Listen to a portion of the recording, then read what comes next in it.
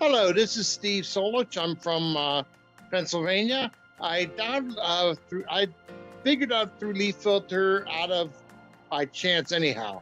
I was very pleased with how the presentation looked. It was first rate.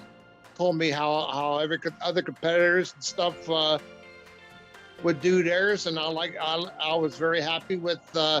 They were happy to work with the price that I was offering, and they were very, they were a little late, but I'm not worried about that because it was very cold outside, and they had to come a long way since they had to come from far away. So they did the